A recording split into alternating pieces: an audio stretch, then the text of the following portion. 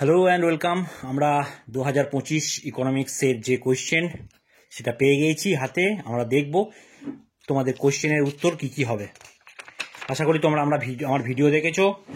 তো এইখানে প্রথম যে কোয়েশ্চেনটা আছে, গড় স্থির ব্যয় হবে। গড় স্থির ব্যয় রেখা কীরকম হয়? গড় স্থির ব্যয় রেখা হয় নিম্নমুখী। ওকে।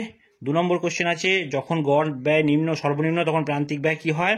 এই ছবিটা হয় এসি এরকম, এমসি এরকম। যখন গড় ব্যয় সর্বনিম্ন, যখন এসি সর্বনিম্ন হয় তখন প্রান্তিক ব্যয় গড় ব্যয়ের সঙ্গে সমান হয়, সি। এরপরে যে কোয়েশ্চেন আছে সেটা হচ্ছে, নিচের কোন ক্ষেত্রে পূর্ণ প্রতিযোগিতামূলক ফার্ম স্বল্পকালে উৎপাদন বন্ধ করে দেয়? স্বল্পকালে ফার্ম উৎপাদন বন্ধ করে দেয় যখন পি কার থেকে কম হয় না, যখন এভিসির থেকে কম হয়। যখন পি এভিসির থেকে কম হয়। এরপরে কোশ্চেন হচ্ছে 4 নম্বরে, কোন ফার্ম দাম গ্রাহিতা হলে এআর ইকুয়ালস টু এমআর এর সম্পর্ক হবে? দাম গ্রাহিতা মানে পি কি হবে? পি ফিক্সড হলে এআর ইকুয়ালস টু এমআর হয়। কোন ফার্ম দাম গ্রাহিতা কাকে বলা হয় না? পূর্ণ প্রতিযোগিতামূলক মার্কেট, এটা হবে বি। এরপরে কোশ্চেন 5 নম্বরে, একচেটিয়া বাজারে ভারসাম্য অবস্থায় দাম স্থিতিস্থাপকতার মান। একচেটিয়া বাজারে ভারসাম্য অবস্থায় দাম স্থিতিস্থাপকতার মান 1-এর থেকে বেশি। ওকে। এরপরে কোশ্চেন হচ্ছে, যদি যোগান রেখা মূলবিন্দু থেকে ঊর্ধ্বগামী সরলরেখা হয় তাহলে যোগানের স্থিতিস্থাপকতা ই কত হয়?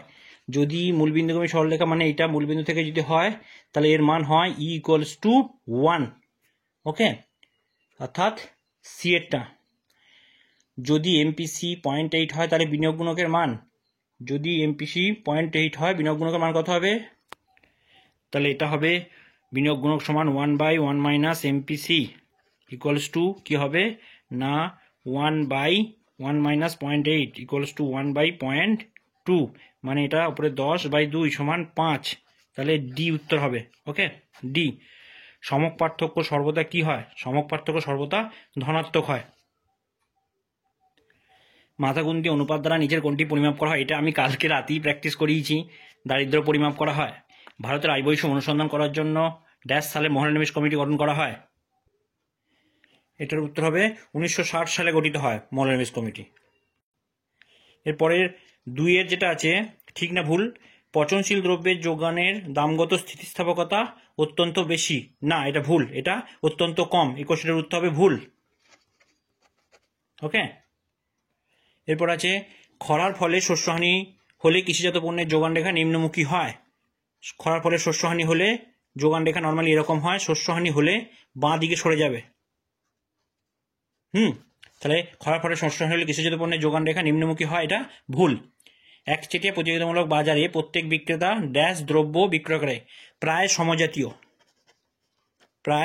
সমজাতীয়। ওকে।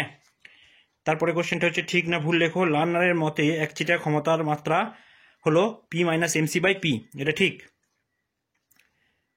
তারপরে হচ্ছে, ঠিক না ভুল একচেটিয়া বাজারে ভারসাম্য অবস্থায় পি ইকুয়ালস টু এমসি হয়, এটা ভুল। এরপরে কোশ্চেন হচ্ছে, পরিকল্পিত মুনাফাই হলো মার্কআপ, এটা ঠিক।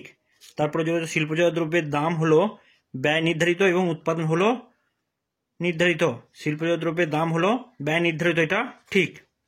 নিম্ন রাশিমালার প্রসার নির্ণয় করো।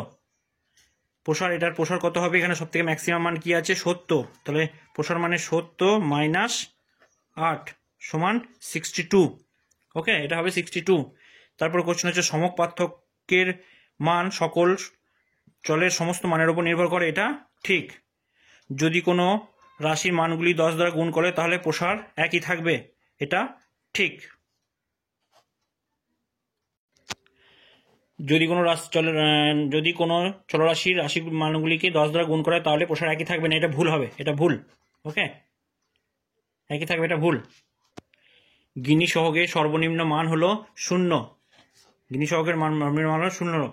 এমআরটিপি আইন ড্যাশ সালে গৃহীত হয়েছিল, এটা হবে 1969। ভারতে জমি মালিকানা বন্টনে বৈষম্য আছে, অবশ্যই এটা ঠিক। আর বিশ্ব বাণিজ্য সংস্থা ড্যাশ সালে স্থাপিত হয় 1995। তো এই হলো তোমাদের কোশ্চেন। আশা করি তোমরা আমার সাজেশন দেখেছো, নিজেদের কোশ্চেনের উত্তরগুলো মিলিয়ে নাও। তোমাদের পরীক্ষা ভালো হয়েছে, পরের পরীক্ষাগুলো ভালো হবে। ধন্যবাদ।